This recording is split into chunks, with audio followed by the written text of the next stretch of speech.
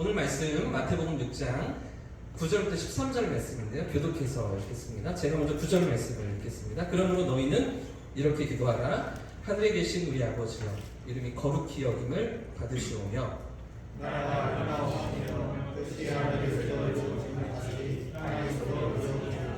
오늘 우리에게 일용할 양식을 주시옵고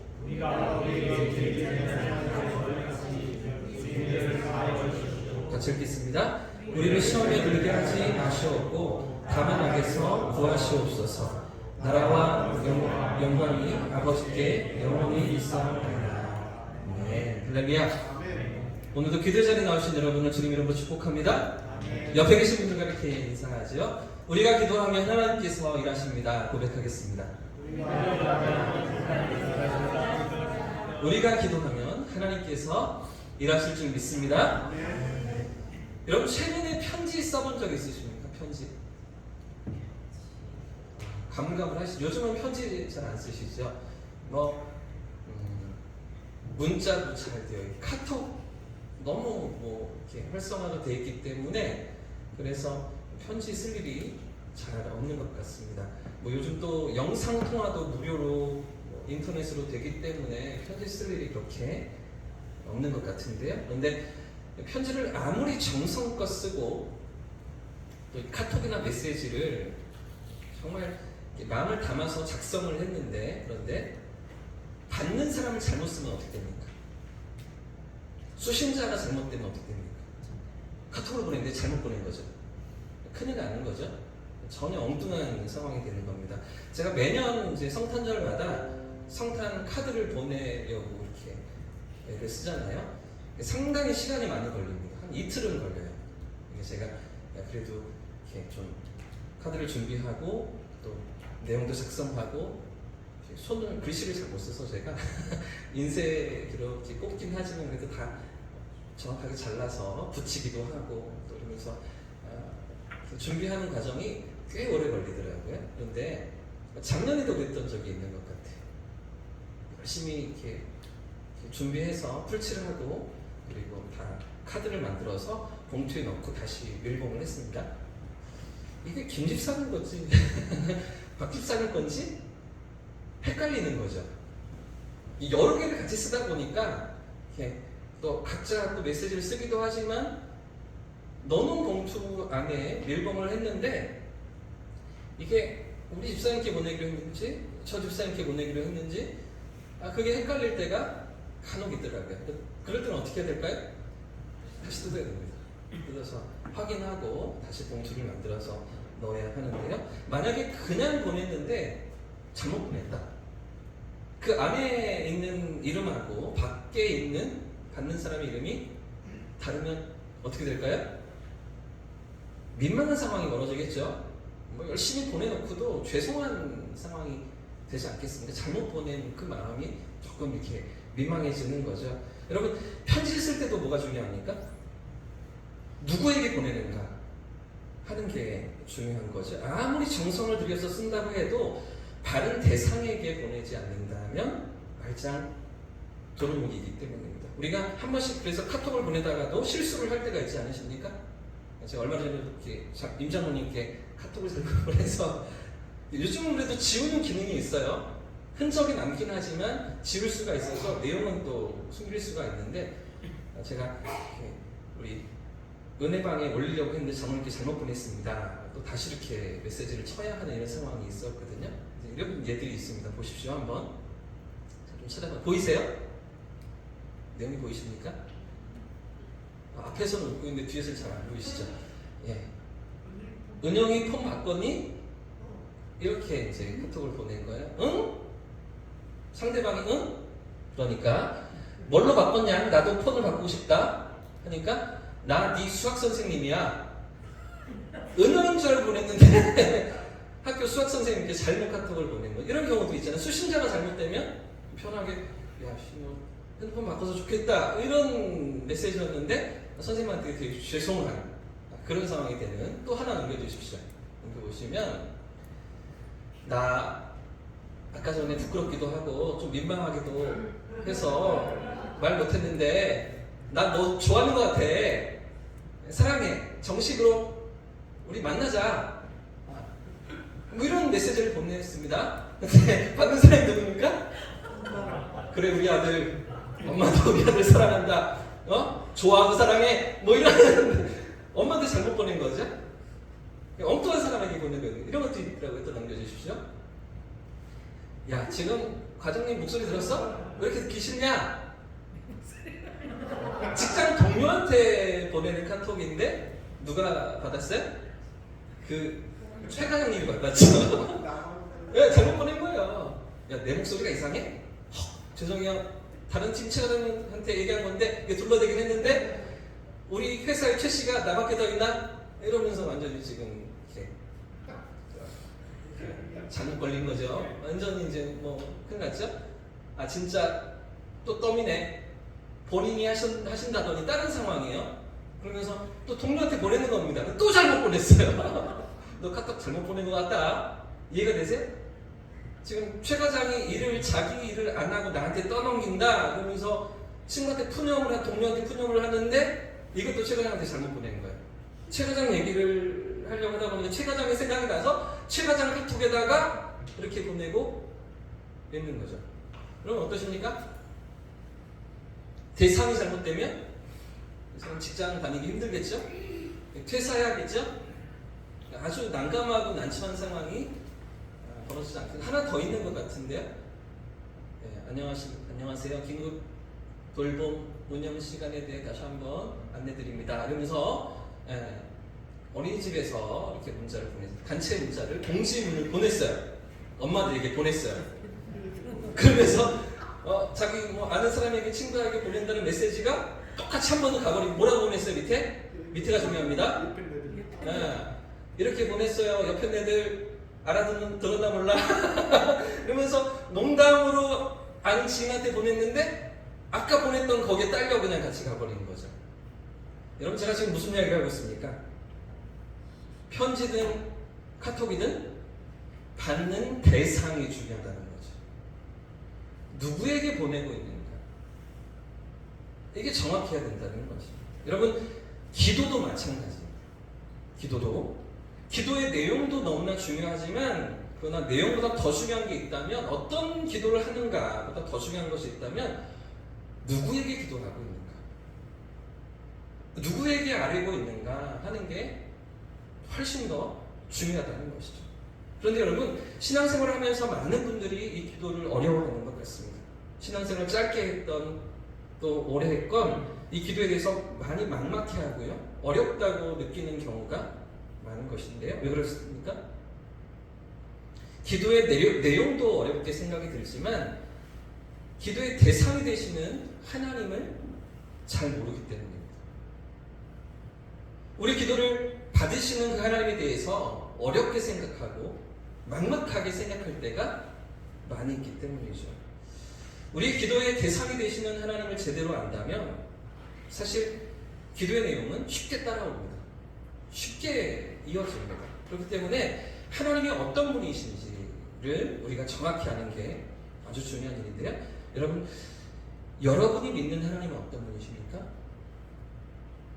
여러분이 믿고 의지하고 따르는 그 하나님은 어떤 분이십니까? 우리 지식 속에 있는 배운 그런 하나님이 아니라 내 마음 속에 있는 내가 느끼고 경험하는 그 하나님은 어떤 분으로 나에게 찾아와 계십니까? 우리 일상 속에서 어떤 하나님을 만나고 누리며 살아가고 계십니까? 그 하나님을 정확하게 아는 일이 우리에게 너무나 중요한 것이죠. 그래야 바른 기도로 하나님 앞에 나아갈 수가 있기 때문입니다. 오늘 본문에서 예수님은 그 하나님에 대해서 세 가지 사실을 우리에게 가르쳐주고 있는데요. 먼저 오늘은 우리가 다 다룰 수가 없고 하나만 생각해 보려고 합니다. 그 한 가지를 생각하고 함께 기도하려고 하는데요. 그래서 그 예수님께서 가르쳐주시는 하나님, 그 앞으로 더 깊이 나아가는 이 밤 되시기를 축복합니다. 오늘 본문을 다시 한번 읽어볼까요? 9절 말씀입니다. 9절 한 번 더 읽겠습니다. 시작. 그러므로 너희는 이렇게 기도하라. 하늘에 계신 우리 아버지여, 이름이 거룩히 여김을 받으시오며. 아멘. 첫째로 예수님께서 가르쳐주시는 하나님은 어떤 분이십니까? 함께 따라해 보겠습니다. 아버지이시다. 아버지시다. 한 번 더요. 아버지이시다. 아버지시다. 예. 우리가 그 나머지 부분들은 다음 주에 또 생각해 볼 거고요. 하나님은 우리의 아버지가 되신다고 예수님께서 가르쳐 주십니다. 사실 우리가 기도를 하는 데 있어서 가장 중요한 것은 기도의 대상이 되시는 하나님께서 나와 어떤 관계에 있으신가, 내가 그분과 어떤 관계 속에 있는가 하는 것인데요. 우리의 아버지가 되시는 하나님이시라는 거죠. 그 하나님의 자녀로 우리가 부르심을 받았다는 것입니다. 여러분, 우리가 세상을 살아가면서 여러 관계들을 맺으며 살아가십니다. 먼저 태어나면 부모와의 관계를 맺죠. 그런가 하면 가족들과의 관계를 맺습니다. 더 나아가서 친척들과의 관계를 맺고요. 또 친구들과의 관계, 이런 인간관계들을 맺으며 우리가 살아가지 않습니까? 그런가 하면 이 사람들과의 관계만 아니라 피조 세계와 자연 세계와의 관계도 있습니다. 요즘 같으면 반려동물과의 관계가 있으시죠? 고양이를 키우면서, 강아지를 키우면서 반려동물과의 관계가 있습니다. 요즘에 또 반려식물도 있어요. 식물과도 관계를 맺는 거죠. 자, 요즘 더 핫한 게 뭔지 아십니까? 반려돌입니다. 반려돌. 집에서 돌을 키웁니다. 들어보셨습니까? 뉴스에도 나왔어요. 지금 이상한 눈으로 쳐다보고 계시는데 돌이 커? 물론 돌이 크지는 않겠죠. 근데 돌을 가꾸고요, 목욕도 시켜주고요, 옷도 입혀주고요, 모자도 씌워주면서 돌이랑 대화를 하는 거예요. 알 수가 없는 세상. 요지경이 요지경. 그죠? 반려돌도 있어요. 그러니까 우리가 세상을 살아가면서 관계를 맺으며 살아가는데 사람들과만 관계를 맺는 게 아니라 피조 세계와도 관계를 맺으며 살아가는 거죠. 하나님이 이렇게 우리를 만들어 놓으셨습니다. 우리는 관계 없이는 살아갈 수가 없는 거죠. 그렇죠? 관계 속에 살아가도록 하나님이 우리를 지어 놓으셨습니다. 그런데 더 중요한 하나의 관계가 있습니다. 이 사람들과의 관계, 자연 만물과의 관계, 보다 훨씬 더 중요한 또 하나의 관계. 그게 무엇입니까? 하나님과의 관계입니다. 창조주와의 관계입니다. 피조물로서 창조주와 관계를 맺으며 살아가도록 만들어 놓으신 거죠. 여러분, 이 땅을 살아가면서 우리가 맺는 모든 관계가 어떻습니까? 이 땅을 살면서 우리가 맺는 관계 모두가 다 일시적입니다. 유한합니다. 한정되어 있습니다. 그래서 언젠가 끝나는 관계인데요. 여러분, 저와 여러분의 관계를 생각해 보십시오. 여러분과 저와의 관계가 영원하겠지요? 영원하지 않습니다. 영원하지 않을 겁니다. 여러분이 먼저 세상을 떠나시거나 아니면 제가 세상을 떠날 때 관계는 끊어지고 마는 거죠. 그렇지 않고 또 갈등이 생기고 분란이 생기고 문제가 생길 때에도 관계가 깨어질 수가 있는 거죠. 그렇죠? 아무리 친하고 아무리 우리 사이 영원하자 약속을 하는 것 같은데 카톡에다가 프로필에다가 우리 사이 영원하자 해놓고는 시간이 조금 지나면 언제 그랬냐는 듯이 등을 돌리고 헤어지고 마는 이런 것들 영원하지 않죠? 세상에 있는 모든 관계는 유한하고 금세 깨지기도 하는 겁니다. 그러나 여러분, 절대로 깨지지 않는 영원한 관계가 무엇입니까? 하나님과의 관계입니다. 창조주와의 관계입니다. 그 관계가 좋든지 좋지 않든지 모든 인생은 하나님과의 영원한 관계 속에서 살아가고 있는 것이죠. 근데 어떤 사람은 그 하나님과의 관계가 좋습니다. 하나님과 친밀한 관계를 가지며 살아갑니다. 어떤 사람은 그 하나님과의 관계가 좋지 않아요. 하나님을 알지 못해요. 하나님 인정하지 않아요. 그분과 관계를 맺고 영원한 관계 속에 살도록 부르심을 받고 보내심을 받았는데, 그런데 그 하나님을 전혀 인정치 않고 나 혼자 살아가는 것처럼 살려고 하는 사람들도 있는 거죠. 그렇게 살아갈 때 어떤 문제가 생깁니까? 삶이 비참해집니다. 불행이 찾아옵니다. 그래서 다른 모든 일시적인 관계들이 다 좋더라도 영원히 끊을 수 없는 그 하나님과의 관계가 깨어져 있으면 삶의 괴로움이, 삶의 어려움이 계속 이어지는 것이죠. 자, 그렇기 때문에 우리에게 있어서 가장 중요한 관계는 이 하나님과의 관계입니다. 뿐만 아니라 이 하나님과의 관계는 또 우리의 무엇을 결정짓습니까? 하나님과의 관계가 좋으냐 좋지 않느냐에 따라서 그 결과가 어디로 나아갑니까? 우리의 삶의 영원한 그 영생의 문제가 걸려있는 거죠. 하나님과의 관계가 어떠하냐에 따라서 영생의 그 문제가 결정 지어지더라는 것입니다. 그런데 그 하나님과의 관계를 맺는 방법이 무엇입니까? 그 하나님과 올바른 관계를 맺는 방법이 무엇입니까? 바로 기도입니다. 기도를 통해서 하나님 앞으로 나아가고 기도를 통해서 하나님을 만나는 것이죠. 자, 그런데 지금 여러분 예수님께서 기도를 가르쳐 주시면서 그 하나님 앞에 나아갈 때 하나님을 뭐라고 부르라 가르쳐 주십니까? 아버지라고 부르라고 하시죠. 이게 아주 놀라운 말씀인 것은 당시 유대인들은 하나님을 아버지라고 부르지 못했습니다. 왜 그렇습니까? 어떻게 그 전능하시고 위대하신 창조주 하나님을 아버지라고 부를 수가 있는가? 죄인인 우리와는 완전히 다른 거룩하시고 두려우신 하나님을 아버지라고 부른다? 왜 상상할 수도 없다고 그들은 생각하는 거죠. 그러니 이 말씀을 듣고 있던 제자들 입장에서 생각해 보십시오. 너무나 충격적인 겁니다. 한 번도 그렇게 생각해 본 적이 없는데 어떻게 하나님을 아버지라고 부를 수가 있는가? 이런 당혹스러움이 지금 이 본문의 사건 가운데 묻어나고 있는 것인데요. 자, 그러나 여러분, 하나님께서 어떻게 우리 아버지가 되어주셨습니까? 어떻게 우리가 하나님을 아버지라고 부를 수가 있는 것입니까? 어떻게 영원하시고 변치 않으시고 거룩하신 하나님께서 유한하고 변덕이 심하고 죄와 허물 가운데 살아가는 우리에게 아버지가 되어주실 수가 있는 것입니다. 바로 예수님을 통해서죠. 예수님의 죽으심과 부활하심을 통해서 우리의 죄를 대속하시고 우리의 모든 연약함과 허물을 담당하신 그 은혜로 인해서 우리가 하나님의 자녀가 되었고 하나님께서 나의 아버지가 되어주신 겁니다. 그렇기 때문에 하나님이 나의 아버지이신 거죠. 그래서 이번 우리가 하나님을 아버지라고 부를 수가 있는 것입니다. 사랑하는 여러분, 여러분은 하나님을 진정 아버지로 만나고 계십니까? 하나님을 아버지로 누리고 계십니까? 여러분에게 있어서 하나님은 어떤 분이세요? 내가 믿는 하나님은 어떤 분으로 나에게 찾아와 계세요?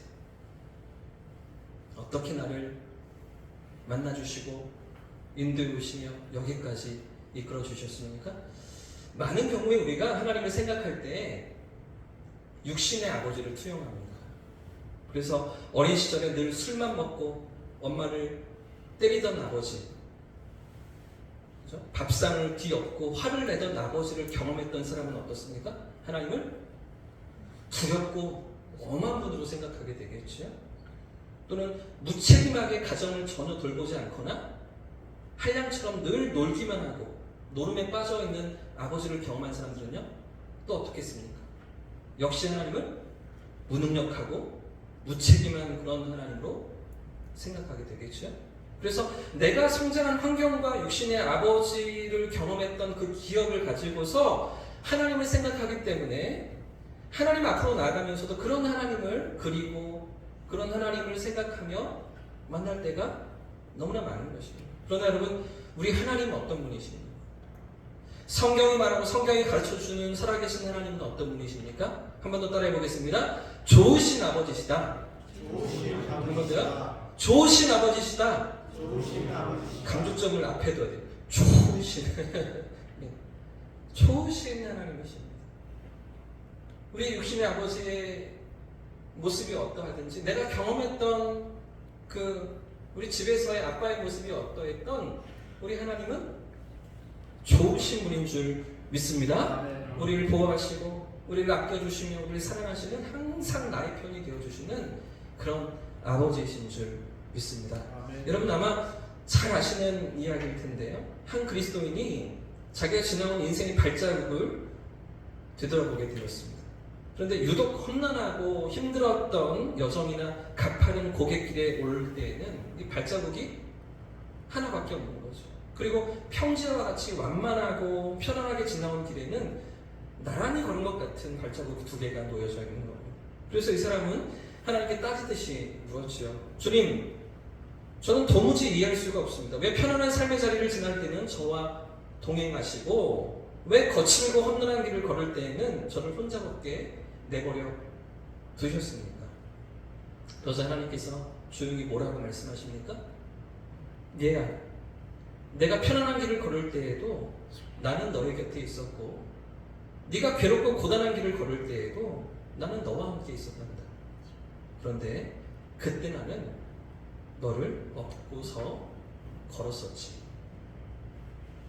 이게 우리 하나님이신 줄 믿습니다. 아멘. 사랑하는 여러분, 좋으신 하나님 앞에 나아가시는 이 밤 되시기를 축복합니다. 언제나 함께 하시고 우리에게 선한 길을 여시기를 원하시는 그 하나님 앞에 깊이 나아가는 저와 성도들 되시길 축복합니다. 뿐만 아니라 우리 하나님은 또 어떤 분이십니까? 마지막 한 번 더 따라해 보겠습니다. 돌보시는 아버지시다. 한 번 더요. 돌보시는 아버지시다. 좋으신 아버지실 뿐 아니라 돌보시는 그런 아버지이십니다. 여러분, 하나님께서 나를 돌보신다는 게 어떤 이야기입니까? 하나님께서 나를 돌봐주신다는 게 어떤 의미입니까? 여러분, 지금까지 살아오면서 여러분의 삶의 기로에서 가장 큰 부담을 느끼고 책임감을 느꼈던 자리가 언제이셨습니까? 가장 인생이 무거운 어떤 무게감을 느꼈던 삶의 자리가 여러분 언제셨습니까? 저는 결혼을 하고서 아이들을 가졌을 때인 것 같습니다. 아이가 생겼다는 그 이야기를 들을 때 제 안에 정말 어마어마한 무게감이 저를 짓누르는 것 같은 그런 생각들이 들더라고요. 물론 결혼을 하는 것도 책임감이 많이 느껴지는 시간이었는데 여러분도 마찬가지시죠? 결혼도 물론 누군가의 삶을 이제 함께 걷고 함께 또 맞추어 살아가는 것, 그 인생을 같이 이렇게 걸어간다는 것, 이런 게 참 큰 책임감이잖아요. 그런데 그뿐만 아니라 많은 부모들이 아이들을 낳고 키우면서 더 많은 무게감을 느끼지 않나 저는 생각이 듭니다. 왜 그렇습니까? 이 아이를 책임져야 하기 때문이죠. 이 아이의 인생을 바르게 지도해야 하기 때문입니다. 여러분, 부모가 된다는 것은 사실 어떤 의미입니까? 자녀에게 모든 것을 공급해 주면서 그것도 가장 좋은 것으로 주기를 원하죠. 저 어렸을 때 저희 아이들 어렸을 때 이렇게 이유식을 먹이고 또 밥을 해 먹이는 걸 보니까 저희가 먹는 야채를 따로 사고요. 애들이 먹는 야채를 따로 사더라고요. 왜 그럴까요? 더 좋은 걸 사느라고. 뭐 평균 넉넉하지가 않으니까 다 그렇게 좋은 걸 사면 좋겠는데 그렇게 못하니 아이들이 먹는 거는 유기농으로 사고, 그죠? 농약 안 친 거로 사. 우리가 먹는 거는 농약 쳐도 괜찮아요. 그죠? 우리가 먹는 거는 아무거나 먹어도 괜찮아. 근데 아이들이 먹는 건 더 좋은 걸 주기를 원하지 않습니까? 그 자녀를 책임지고 보호하겠다 이런 각오로 부모가 되는 거죠. 이런 게 돌봄 아닙니까? 여러분, 요즘 TV에서 고딩 엄빠라는 프로 하더라고요. 여러분 보신 적 있으세요? 엄빠, 엄마 아빠인데 고딩이에요. 고등학생 엄마 아빠. 저는 처음에 이 방송 보면서 조금 화가 많이 났어요. 왜 이런 걸 방송해 주지? 왜 이런 분위기를 조장하지? 싶어서 조금 이렇게 언짢았습니다. 고등학생들이 애를 가져서 부모가 된 거잖아요. 잠깐씩 보니까 상황이 말도 안 되더라고요. 분유값이 없어서 둘이서 이렇게 알바를 하는데, 그런데 애도 봐야 하는 거예요. 번갈아 가면서 한 사람은 애를 보고 한 사람은 알바를 하고 또 스위치에서 또 일하러 나가고 애를 보고 이런 생활들을 하면서 엄마 아빠가 되어 있는 고등학생들 어떠십니까, 여러분? 그런데도 아직 철이 덜 들었어요. 밤이면 나이트를 해요. 주말에는 나이트에서 밤을 샌대요. 뭐 이런 부모로서 준비가 덜 된 거죠. 근데 나중에 제가 생각해 보니까요, 이렇게 하면 안 된다고 방송을 하는 게 아닌가 싶더라고요. 그렇게 생각하기로 했습니다. 이런 결말이 오니까, 이렇게 힘드니까 이런 상황을 벌이면 안 된다. 뭐 이런 방송이 아닌가 생각해 보게 되었는데, 여러분, 부모의 역할이 무엇입니까? 자녀의 필요를 책임지는 것입니다. 그 필요를 공급해 주는 것이죠. 그리고 자녀를 보호하고 그 앞길을 지도하면서 이끌어가는 것인데요. 그렇다면 결론적으로 하나님께서 나의 아버지가 되신다는 게 어떤 일입니까? 하나님께서 나를 돌보신다는 게 어떤 일입니까? 우리의 필요를 책임져 주시는 일인 줄 믿습니다. 우리의 필요를 공급하시는 하나님이신 줄 믿습니다. 우리의 아버지가 되어주셔서 우리의 삶을 아시고 우리 삶에 필요한 것이 무엇인지도 아시며 그 삶을 위한 모든 것들을 준비하시고 돌보시며 책임지시는 우리 하나님이신 줄 믿습니다. 네. 사랑하는 여러분, 이방 우리가 기도의 자리로 나갈 때 이런 하나님을 바라볼 수 있었으면 좋겠습니다. 예수님께서 하나님 너의 아버지가 되시오. 하나님은 너의 사랑의 아버지시오. 너의 삶을 좋은 것으로 채우기 원하시오. 책임지시며 돌보시는 그런 아버지시오. 가르쳐주시는 이 말씀 앞에서 그런 하나님을 만나는, 그 하나님을 깊이 경험하는 우리 성도님들 되시기를 주님 이름으로 축복합니다.